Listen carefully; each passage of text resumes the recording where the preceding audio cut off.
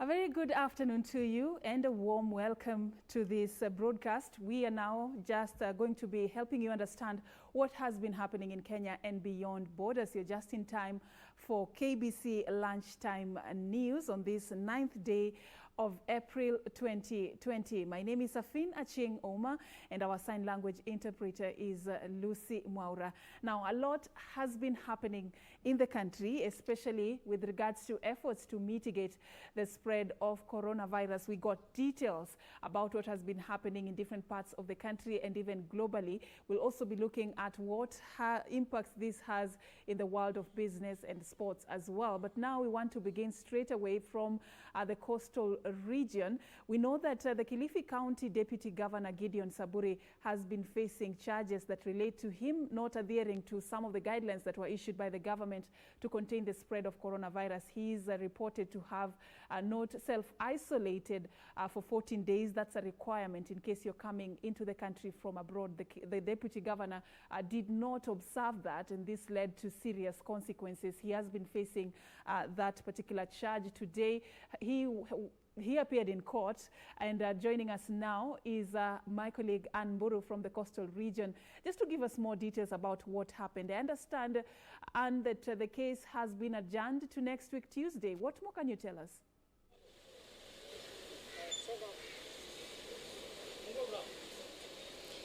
It is indeed a good afternoon here in Mombasa County, and we're coming live to you from the Mombasa Law Court, where the Kilifi DG was just presented to court. And it has been an eventful morning because journalists had been locked out just on a matter of social distancing inside the court, so the cameramen only got to get in. But on the application, the magistrate dismissed the application to have the DG Saburi to be taken to Manyani GK prison. It will be unconstitutional to detain the DG at the Manyani prisons because it has not been categorized as a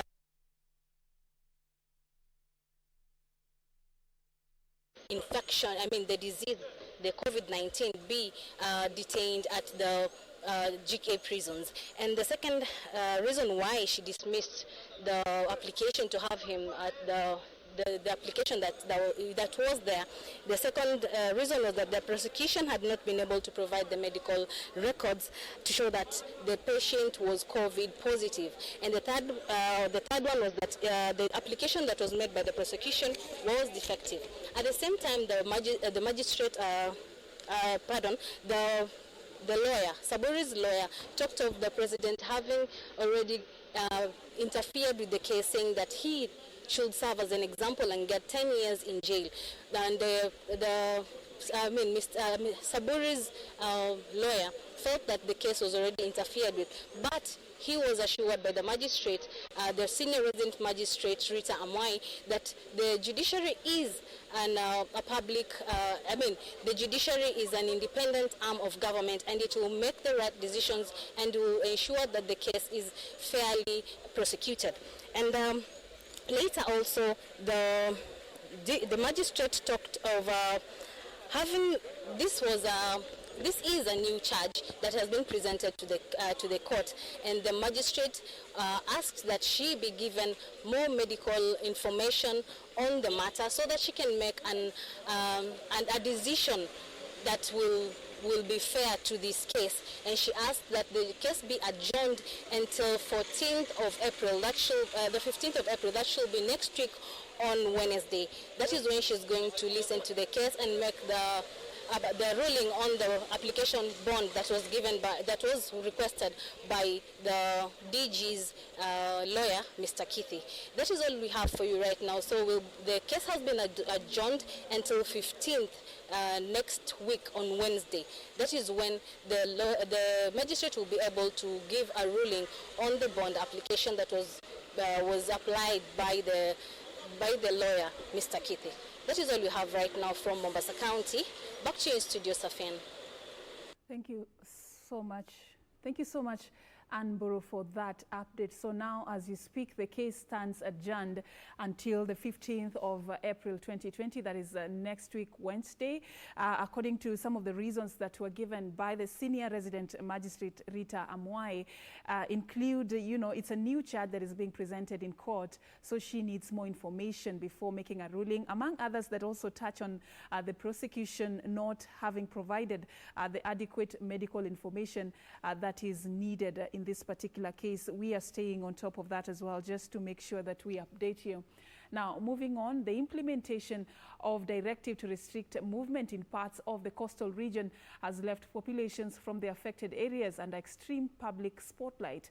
Amid fears of the spread of the deadly virus, a number of Kenyans are calling on the state to ensure that persons from the counties of Mombasa, Kwale and Kilifi observe 14-day mandatory quarantine should they make their way to other parts of the country.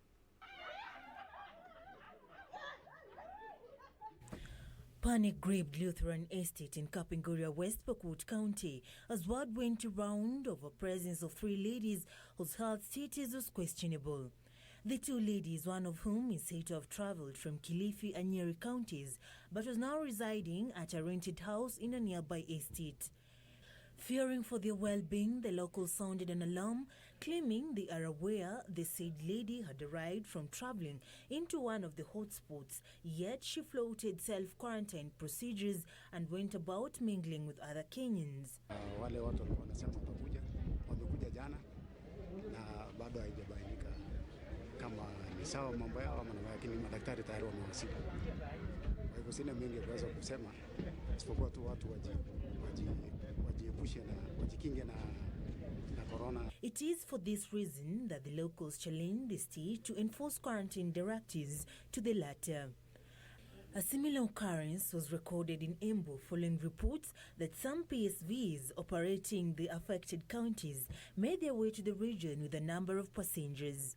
This prompted calls from Embu County Commissioner Abdullahi Galgalu for the locals who are privy to the happening to volunteer information to state agencies to help track the said persons. Na mimi pia nimepata habari asubuhi na tumepanga mikakati yetu ya kutosha. Kama watu wanataka kufanya ukora, sisi tuko mbele na ukora yao. Sawa sawa? Na timu yangu iko hapa, tuko imara. County commander ya polisi yako. Tunaweza kuself quarantine wale watu wako suspected, wale wanataka usaidizi pia tunawasaidia kwa njia moja ama nyingine mpaka wamalize ile masiku yao 14. The cessation is scheduled to last for 21 days.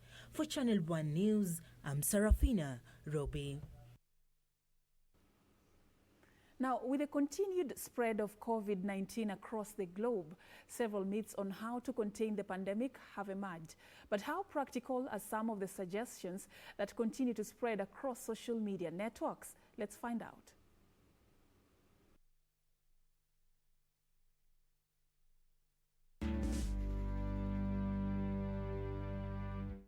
Je, kuota jua kunaweza kuzuia maambukizi ya virusi vya korona?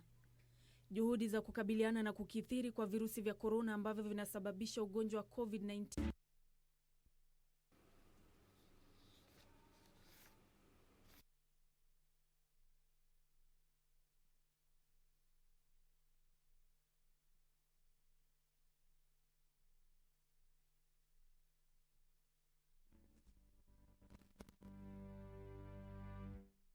Efforts to combat the growth of SARS-CoV-2, which is the virus that causes COVID-19, have intensified in recent days.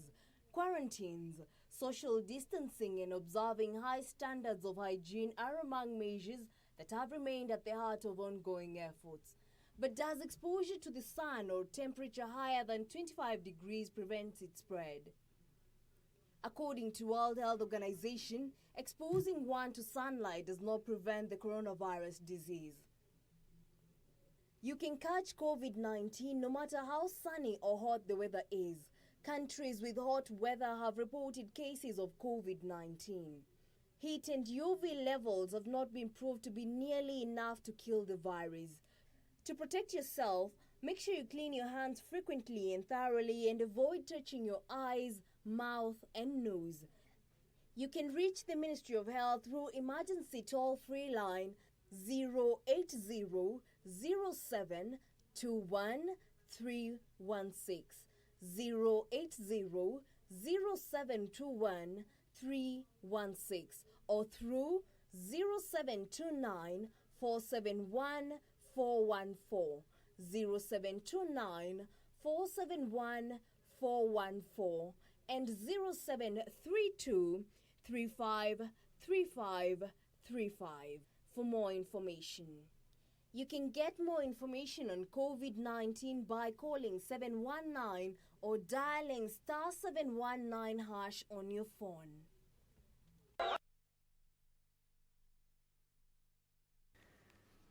There you have it. At least now you understand some of the basic facts that come with, just understanding how this virus is spread. And we do apologize for that mix-up earlier. Now we move on with more stories. Deputy President William Ruto has broken his silence over the ongoing coronavirus pandemic that continue to devastate the globe. Speaking at his current residence, the Deputy President said he has been in constant contact with the President as the government devises strategies aimed at containing the spread of the deadly disease. Ruto took the chance to issue a clarion call on Kenyans to unite and adhere to the guidelines that have been issued by the Ministry of Health.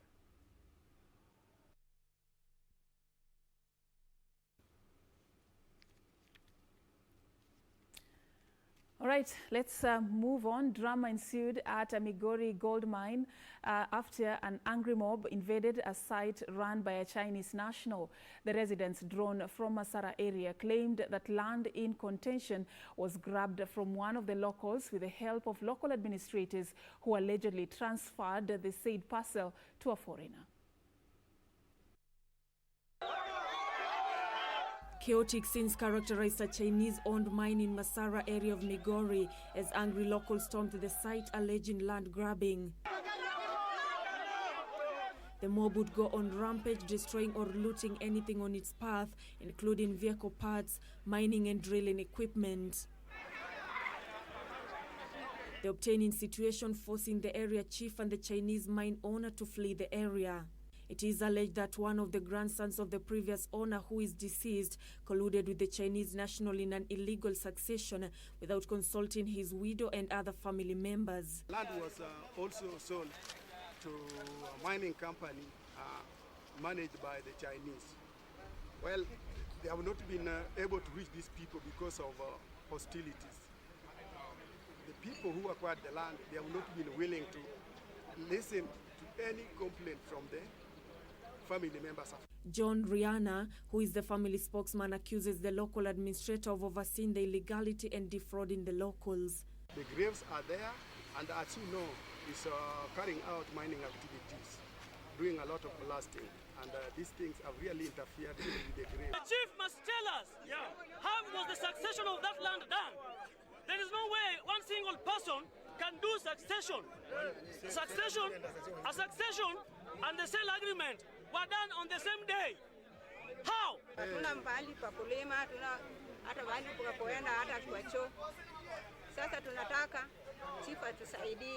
The family now says that it will seek redress in court over the matter. Nancy Okware, Channel 1 News.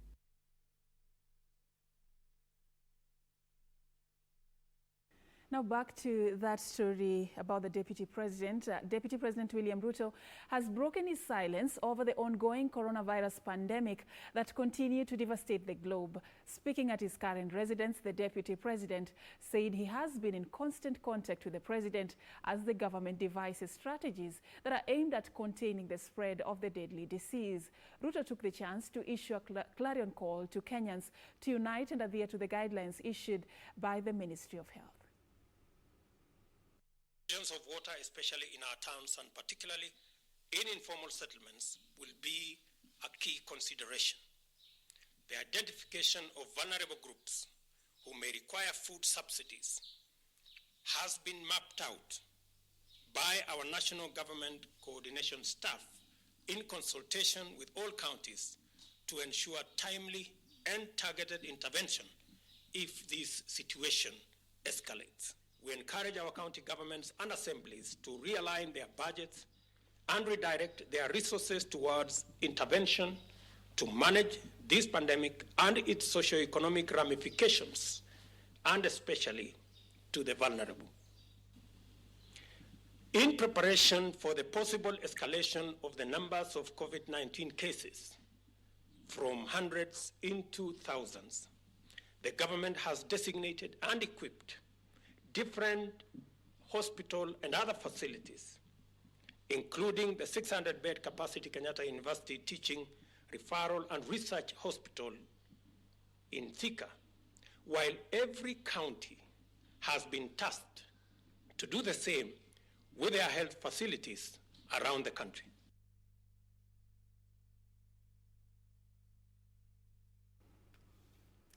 So far, nearly 1.5 million people have reported positive cases of coronavirus as the death toll stands to almost 90,000. We do not want you to be part of that statistic, so take care wherever you are. Keep safe, stay safe, sanitize, wash your hands. Whatever it is that you can be able to do to stay safe, that is what we urge you. We are taking a very short break right here on KBC Lunchtime News. We'll be back with more.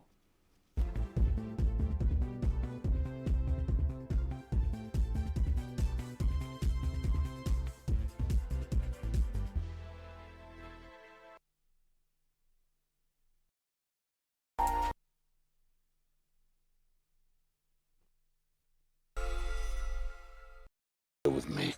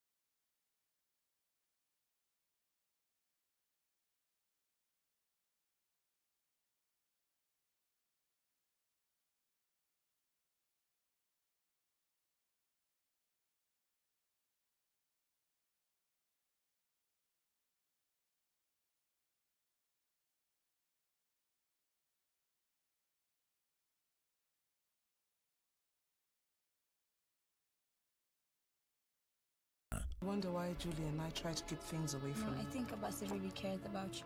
You can't see what he's doing? Come on. How did it go? Okay. Okay, what do you mean okay?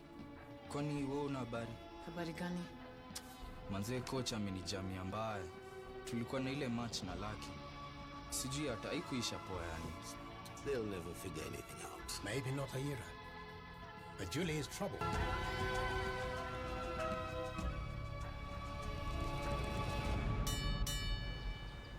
Next on. Basi Msengala ngapika ngakalimbishwa na njiki moja. Njiki tukachapa. Basi njiki ingine ikaja tukaondoa. Kikuja kunjua tulichapa njiki ngapi? 3. Ndio maana ukashindwa kuna nyumbani sasa. Na hizo ni zile najua. Ngoja ngufundishe. Basi kitu ya kwanza unalengea. Unajilengeza. Ukilengea basi unalengeza macho. Wewe Nzomo. Tabia gani hiyo? Macho kama mbali. Nawaka ikisima. Alishikwa, anahitajika 3,000 ndio atolewe. Amefanya nini? Alishikwa katika msako. Msako gani? Sema ukweli wewe. Anashikwa akinywa pombe haramu. Ala? KBC, in collaboration with the Kenya Institute of Curriculum Development, is broadcasting enhanced out-of-class learning on radio, television and online. Catch the lessons every weekday on KBC Channel 1 from 2 to 4 p.m, on KBC English Service and 15 FM from 9:15 a.m. to 5 p.m, and Radio Taifa from 10 a.m. to 11 a.m. English Service, Radio Taifa and 15 FM are also available countrywide on the free-to-air Signet digital TV platform, or log on to www.kbc.co.ke for live streaming, or download the KBC Online app on Google Play Store. Kenya Broadcasting Corporation, ensuring learning no matter what.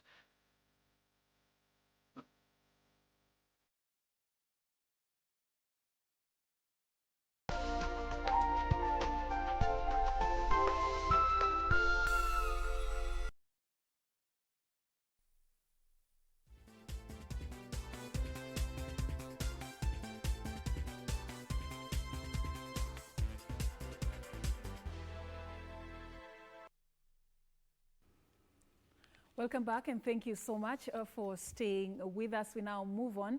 Interior Principal Secretary Karanja Kibicho says the government has enhanced surveillance in efforts aimed at containing the spread of coronavirus pandemic. Kibicho says the government plans to increase traffic checkpoints and roadblocks along the country's roads to curb inter-county importation of COVID-19 virus.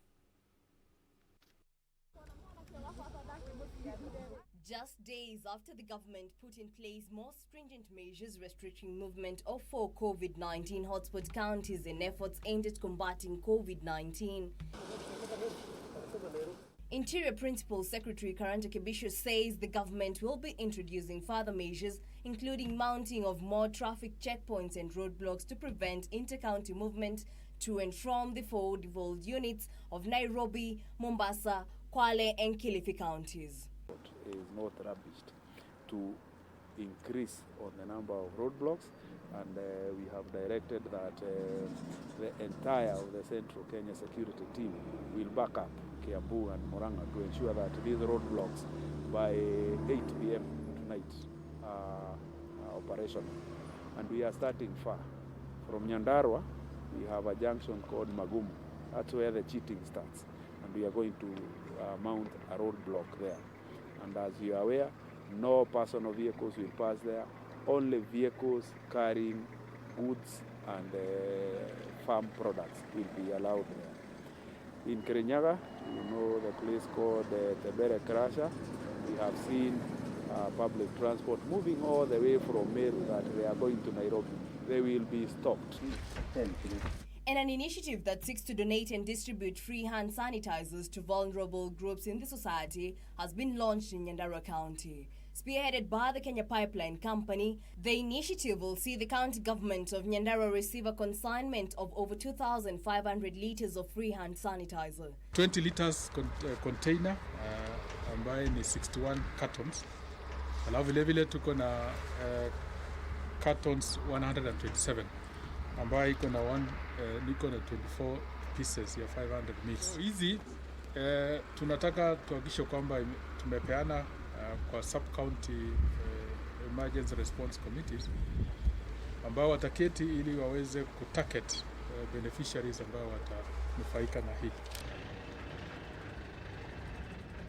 Meanwhile, police in Nyandarua County have mounted 24-hour roadblocks along Kenyatta Road that connects the county to Thika Town in Kiambu County. This is after rogue public service vehicle operators sought the route to traverse into Nairobi Metropolitan. Tulipata habari kwamba kuna watu wenda wanatumia Panya Road, hii barabara ambayo unaona inaelekea huko, ili wapate nafasi ya kutoroka wapitie barabara zingine. Na kwa hivyo tumeagiza officers wetu watakuwa macho, na hii roadblock itakuwa mounted hapa 24/7 kuhakikisha kwamba hiyo amri imetimizwa. Elsewhere, Samburu County government has banned all operations of salons and barbershops within the county for an unspecified period of time. Samburu County Health Committee Chair Stephen Lekupe says it was paramount to put in place measures to cushion residents against the spread of COVID-19. Beauty product parlors can still remain open, but not the salons. They can buy the product and then they can plait the hair, they can do their hairs at home, they can cut their hairs at home at their own local arrangements, but we don't know the businesses of barber and salon going on from now henceforth. Naomba serikali kama kweli mnafunga, tuko tayari kukaa kwa manyumbani, lakini tunataka tusaidiwe jinsi ambayo tutakula na jinsi tutalipa. Wako tayari kuweka gloves. Hako ni kila kitu yote wanaambiwa, hakuna mtu amekataa. Sasa ili fungo hata kambila wenye nyumba kulipwa na imefungwa. Sasa huyu mtu na amefungiwa, kinyozi atalipa na nini? Hiyo nyumba ya mwenyewe atamlipa na nini? Meanwhile, Kilifi County government has set aside 220 million shillings in efforts to combat the COVID-19 pandemic in the county.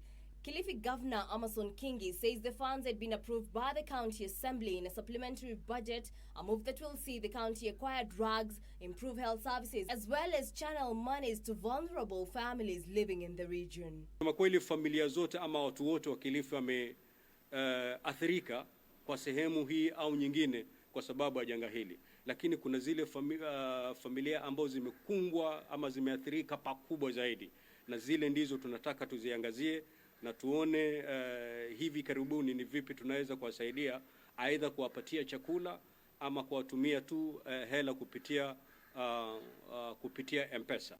This as the government put in place more stringent measures to restrict movement along northern Kenya borders in a bid to curb the spread of coronavirus pandemic. Northeastern Regional Commissioner Nicodemus Ndalana says the new development would only allow those seeking special services to cross over so as to contain the spread of the virus. Mandera town iko kwa pembe moja ya nchi yetu, na mahali ilipo tuna Somalia upande mwingine, tuna Ethiopia upande mwingine. Kwa hivyo, kwa sababu ya hiyo, lazima tujihadhari kabisa, kwa sababu tumekuwa watu wengi wakiingia kutoka Somalia kuingia kwetu, na wengi wakiingia kutoka Ethiopia, biashara, kuja kusalimiana, na kama hatuko waangalifu, ili janga litatuangamiza kabisa. And Busia County government has set aside funds towards combating the spread of the novel coronavirus disease that continues to ravage the world. Busia Governor Sospita Ojamong says the 100 million shillings will be used to purchase masks, sanitizers for residents and personal protective equipment for health workers in the county. We intend to raise 100 million to start with, so that we can have the most basic things and to ensure that our personnel are up and running in the field. Na tunaomba watu yetu wafuatilie zile maagizo kutoka kwa Wizara wa Afya. Tumezungumza na watu ya stima, Kenya Power. Wasitukatishe stima kwa sababu miradi zetu mengi zinasukuma na stima.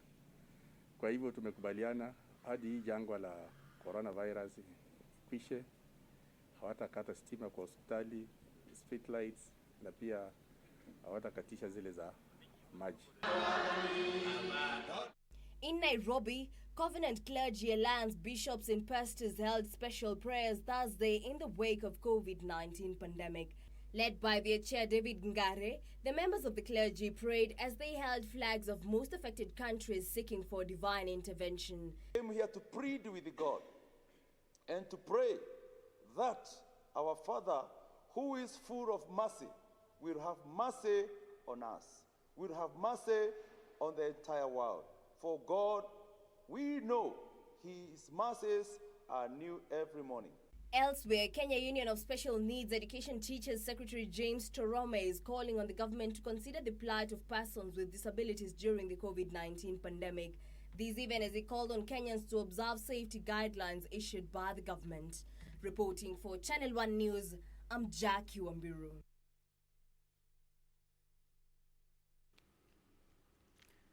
All right, so right now we want to take you to Mail Corporation in Athi River. Today the industrialization CS Betty Minor was assessing the progress made in the local production of face masks. We now want to take you there to listen into what is happening. Thank you very much.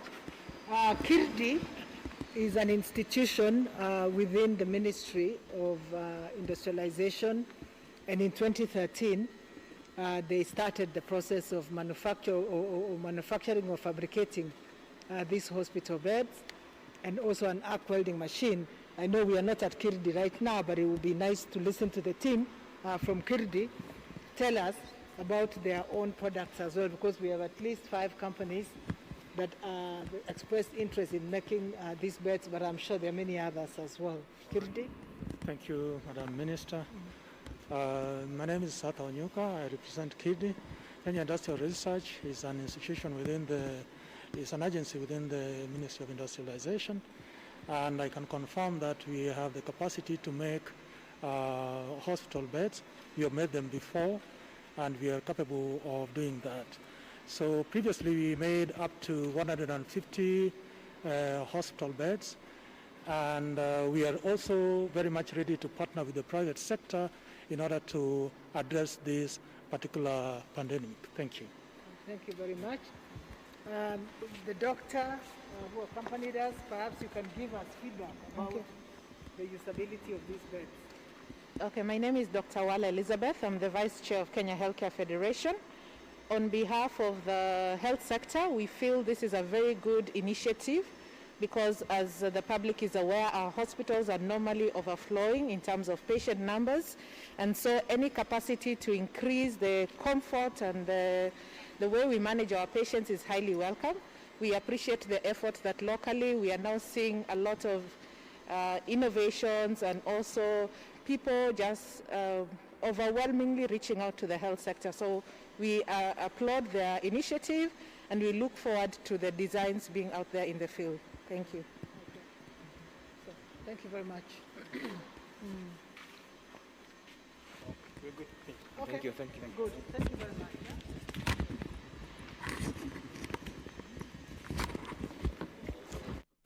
All right, so there you have it. That has been actually the industrialization CS, Betty Minor, accompanied by other stakeholders in the health sector. Today they were assessing the progress that has been made in terms of the local production of face masks in the country. This is just geared towards efforts to mitigate the spread of coronavirus. So anytime from now, efforts are going to be put in place to ensure that these protective gears are available to members of the public. We'll be letting you know more about what we gather as we continue. Now, globally, let's have a global perspective on what the spread of this virus, the impact of the spread of this virus. And the African Union now says it fully supports the World Health Organization and its leader, Dr. Tedros Adhanom, in the wake of attacks by the U.S. President Donald Trump in the defense coming as coronavirus cases around the world near the 1.5 million mark, with almost 90,000 people having died with the virus. Following Tuesday's attack from U.S. President Donald Trump, the African Union has come out to defend the World Health Organization and its leader, Dr. Tedros Adhanom. Rwanda's President Paul Kagame, South Africa's President Cyril Ramaphosa, becoming the latest African leaders to defend the World Health Organization and its head, Dr. Tedros Adhanom, against attacks by U.S. President. The head of the World Health Organization has urged unity as the agency comes under continued fire from U.S. President Donald Trump. Director General Tedros Adhanom defended the WHO's work and called for an end to the politicization of COVID-19. Trump had said he would consider ending U.S. funding for the UN agency. No politicizing. No need to use COVID to score political punches. No need. Honest solidarity at global level and honest leadership from the US and China. Like the Cold War, we have less problems compared to Cold War. Those who have differences should join hands to fight it. Meanwhile, a fiery prison riot broke out in the northern Lebanese city of Tripoli on Tuesday, a day after security forces thwarted a potential escape attempt that inmates' relatives said was tied to fears over the spread of the new coronavirus. The riot at Tripoli's Gubeth prison left at least 4 inmates wounded when security forces fired rubber bullets, according to activists with contacts inside the facility. Now, security officers in Mavoko sub-county are on the spot over the invasion of a pension scheme land in the area, and scrupulous land dealers are said to have colluded with the officers to grab the prime land. Yusuf Farah reports.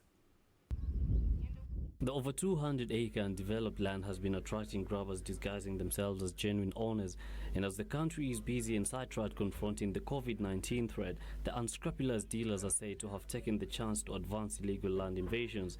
It is a state of affairs that has left Anthony Kilavi, the Director of Corporate and Pension Trust Services Limited, seeking answers.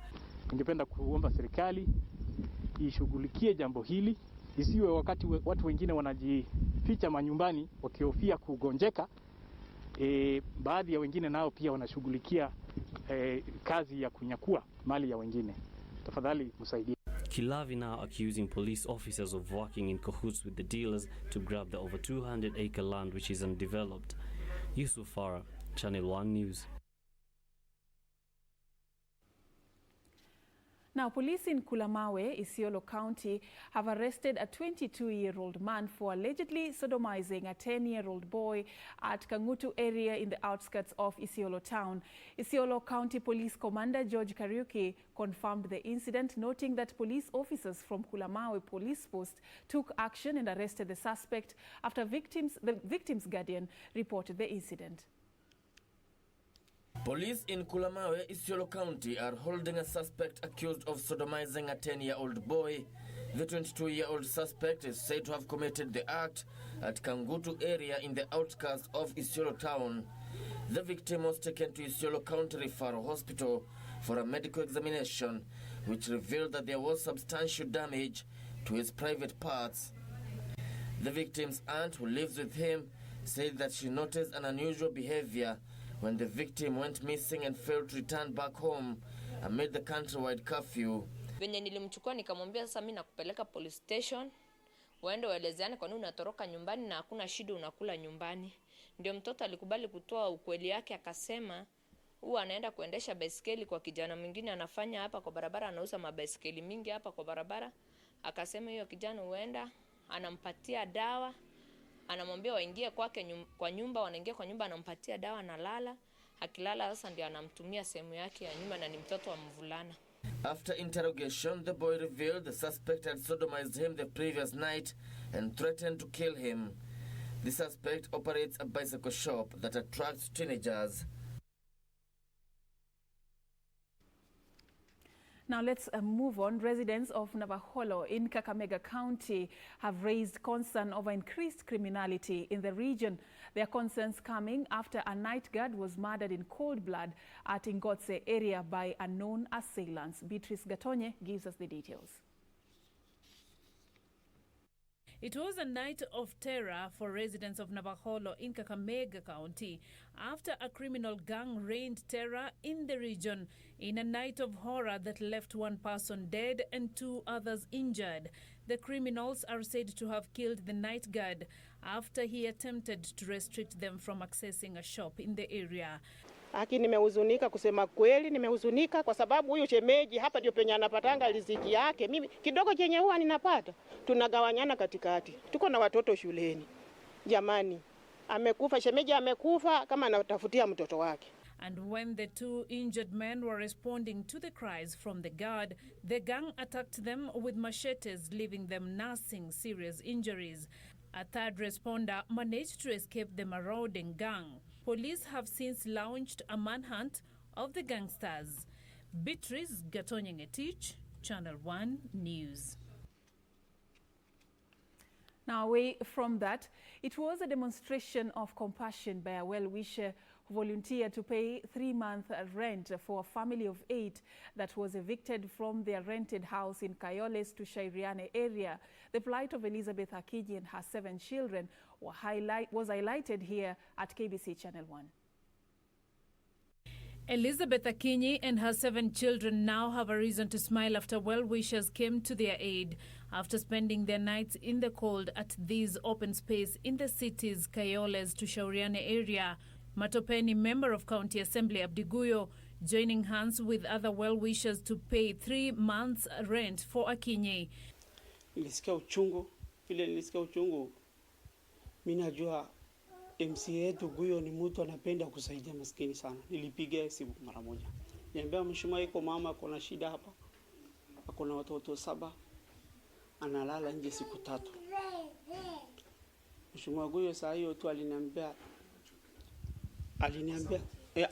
tu saa hiyo, Mheshimiwa Guyo vile nilipiga aliniambia tu saa hiyo tusaidie mama.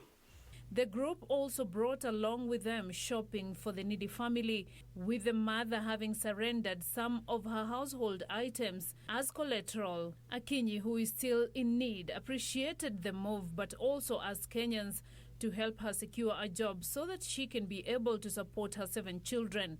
Na wale wote wenye pia wamenisaidia na shukuru, lakini bado nahitaji usaidizi zingine, hata kama ni kazi, sababu mama ameniacha ni kama naanza life afresh. Wameharibu vitu zangu almost zote na sasa sina vitu nyingi sana. Abdi Guyo, who is also a landlord in the area, exempted his tenants from paying rent for the next 2 months to cushion them from the adverse economic effects of the coronavirus pandemic. Beatrice Gatonyangetich, Channel 1 News. That is such a good gesture there by that well-wisher. On Monday, when that plight was highlighted, it was a different story altogether for that family. But now you can see it's such a sigh of relief. We hope that more people will come out and continue helping them, because they still have other challenges that they are facing at this particular time. Now, moving on, grief has engulfed Matitu village in Nyandarua County after 3 children were killed in a mystery fire. The victims include a 15-year-old boy who was living with a disability and his 2 nephews aged 6 and 3 years. Now, their grandmother, Sarah Wangari, who lives with them, had rushed to a nearby shop to buy some foodstuff when the incident happened. Nyandarua North Deputy County Commissioner Walter Ngaira says police have already launched investigations into this incident. Kupata kesi ya moto ambayo iliweza kushika nyumba, na kwa bahati mbaya tumeweza kupoteza watoto 3, vijana 2 na msichana mmoja. Kijana mkubwa alikuwa na miaka 15. Unfortunately alikuwa mlemavu. Alafu kuna yule kijana ambaye alikuwa anamfuata wa miaka 6, alafu yule mdogo msichana wa miaka 3. Chanzo cha moto hatujaweza kupata kufikia sasa, lakini tuko na maafisa wetu wa polisi ambao wameanzisha uchunguzi ili tuweze kujua shida ilitokea wapi.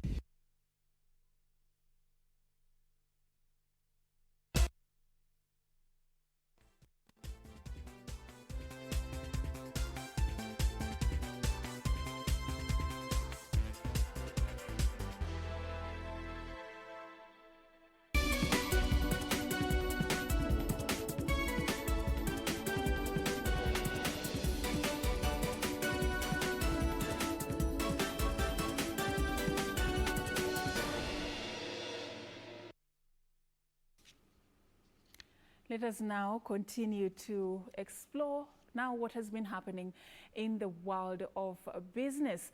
And we bring you news that the country is undergoing a period of great economic uncertainties courtesy of COVID-19. But suppose you are looking to invest now, which options do you have? And is buying stock an option? These are some of the questions lingering in the minds of Kenyans as the deadly respiratory disease continues to disrupt various sectors such as the global stock markets. Our reporter Regina Manyara Gitao engages Felix Otieno, an investment analyst, who highlights options available during this period. The agency estimates that the lockdown would cut 3.8 percentage points of growth in April alone. Amid this uncertainty brought about by the global pandemic COVID-19, question is, as an investor point of view, especially in the stock market, do you buy? Do you sell? That's the question. To get us through, or rather just shed more light on exactly what to do, is an investment analyst here. That is Felix Otieno, who's going to tell us what to do in these times in as far as short-term and long-term investment is concerned. So when Kenya first announced the first case of coronavirus, we have seen the Nairobi Security Exchange losing a lot of the foreign investors. Unfortunately for Kenya, our market is heavily invested by foreigners. We've seen the S&P, we've seen the FTSE 100, all these stocks, we've seen them losing by a lot. So yeah, it's not only happening here in Kenya, it's a global thing. It's a global thing. Now that we've established it's not a Kenyan thing, it's a global thing. Yeah. Do we buy or do we sell? From where I sit, if you want to invest in stocks for a long-term buy, I would say you buy, because these stocks, you'll never find them at such low valuation points. So this would be an opportunity for investors to get into the market. We are looking at KCB being at about 33, Safaricom at 24, up from 29, 30 shillings. So this would be a perfect opportunity to buy if you're going into the long term. If you're looking at the dividend play, yeah, so this would be an opportunity for you to buy. But if you're an investor who's there for capital appreciation, you want to take advantage of price rise. Short-term investor, yeah, that is. So if you're a short-term investor, this is not a time for you to buy. also it's a catch-22 situation because it's not also the perfect time to leave the market, depending on where you bought your stocks at. So if, an example, you bought Safaricom at 29 bob and it's at 27, it's not an opportunity for you to exit the market because you'll be selling at a loss. Yeah. So now, if you've said if it were you, you'd be buying. Yes. But now the question is, how would I tell where to invest? Maybe I'm liquid. Yeah. What areas, what companies right now, or what areas and sectors are for the long haul going to give returns on investment? So Safaricom and the banking stocks jointly control about 70% of the market. Safaricom alone controls 40%. So any movement on Safaricom will affect the exchange by about 40%. So Safaricom is definitely a buy. So if you have money, if you're looking to buy a stock, Safaricom would be your first stock to buy. We've also seen they've acquired the M-Pesa intellectual property. So in the long term, after COVID-19, Safaricom the share price will shoot up. Their returns to investors will also go up. So Safaricom will be a buy. We are looking at KCB, Equity. These are your tier 1 banks. The valuation points are low. So yeah, those are where you should be buying. The financial markets, that's what you're saying. That is where people should put their money. Yeah. We've seen a glut of in the real estate, and this is a capital-intensive investment. Yeah. But during this time, would you advise someone to do such a major investment, especially in the property side of things? So for real estate, the advantage with real estate is that it's a hedge against inflation. So real estate will never be affected by inflation. So depending on the uncertainties in the markets, the real estate will be cushioned. But then again, there is the problem of where the construction industry has been on a slow trend. We are looking at the high rates that are offered in the market. They're not really doing well. So real estate is a little bit struggling because we expected the repeal of the rate cap will enhance lending to companies, and so this is not the case. So construction and real estate is still dragging, but if you have the capital, why not? Is online right now, or online forex trade safe to trade in? It's safe, but for what you have to understand about for online foreign trading is that it's a win-lose situation. For you to win, there's somebody else who has to lose because So, and if you're not conversant with this trading, you're definitely going to be the one on the losing side. Maybe someone who has around 10,000 right now, disposable income of around 10,000. Yeah. What would you tell them to invest in at this point in time? So, again, depending on whether you're long-term or short-term, we are looking Let's start short-term, then long-term. So what are the options? If you're short-term, we have money market funds. Though these money market funds are not allowed to invest in stocks, they're risk averse. So if you have your 10,000 and you're looking to invest in the short term, you can put in your money. You can save with the money market funds. You're able to get quite a bit of returns from that side. If you're looking long term, you can then now look at your stocks, where you'll be able to take advantage of your dividends, and in the long term, you'll be able to gain from the capital appreciation. Now, there you had it. That is our expert just explaining and answering the question that most Kenyans have had at the back of their minds. Is it the right opportunity to buy or sell, especially in the stock market? Advice there from an analyst, an investment analyst, saying that if you're liquid, this is the right time to buy.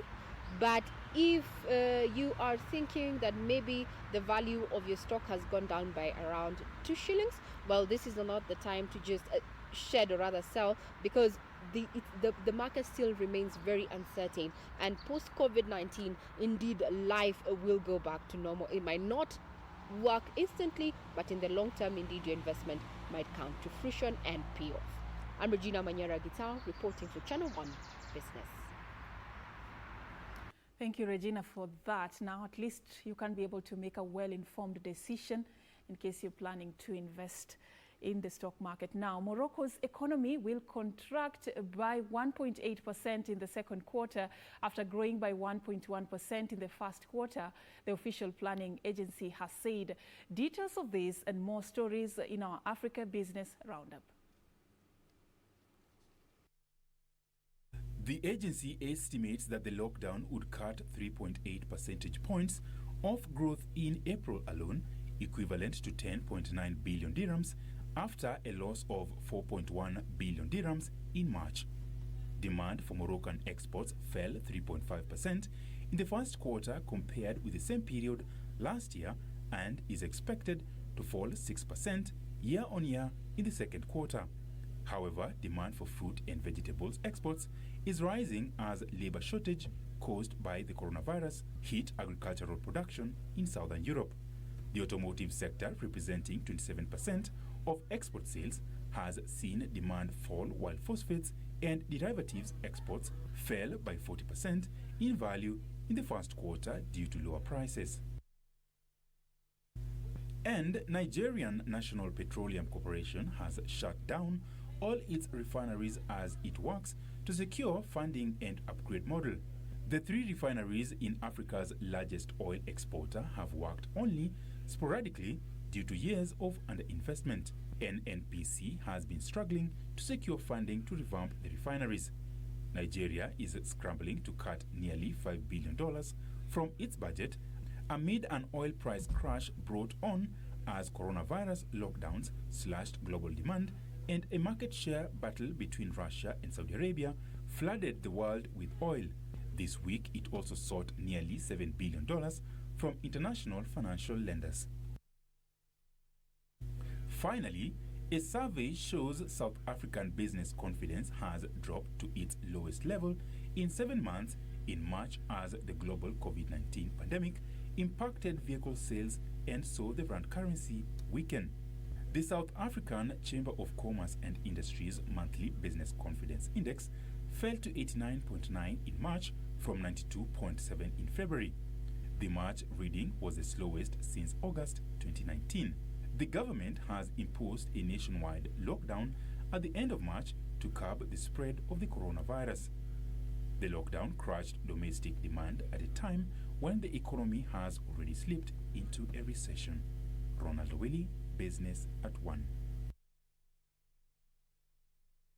Let's get outside the African continent. The United Nations estimates that the economic fallout from the coronavirus could increase global poverty by as much as $500 million. Study into the financial and human cost of the new coronavirus pandemic says this will be the first time that poverty increased globally in 30 years. Details of this and more in our International Business Roundup. Findings come ahead of key meetings of the World Bank and International Monetary Fund, as well as G20 finance ministers next week. The report, which estimates a 400 to 600 million increase in the number of people in poverty across the globe, says the potential impact of the virus poses a real challenge to the UN Sustainable Development Goal of ending poverty by 2030.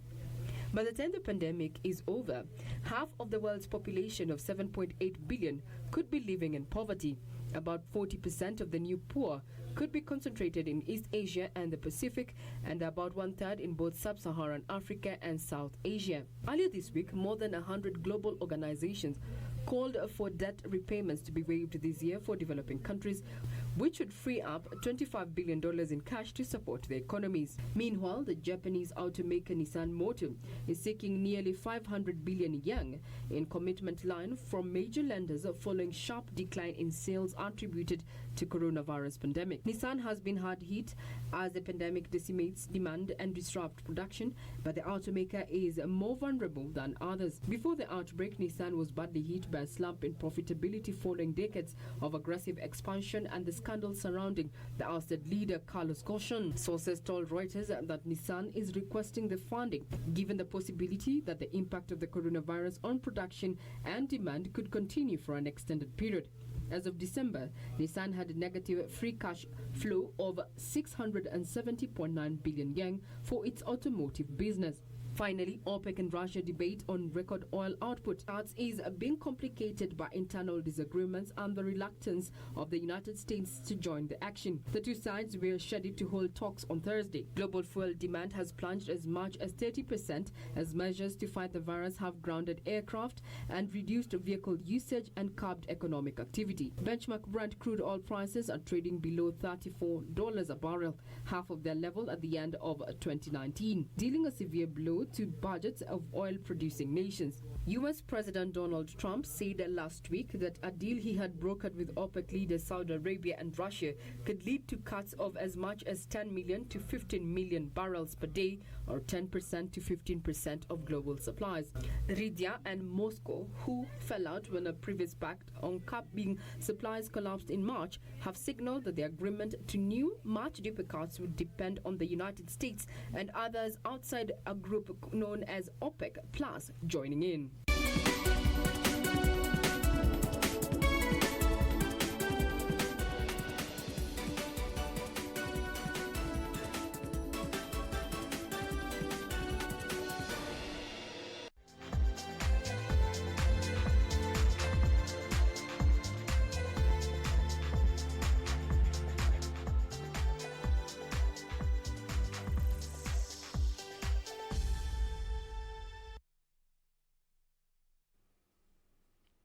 Remember, we are also streaming this live for you on Facebook and on YouTube, and you can continue communicating with us on our social media platforms at KBC Channel 1.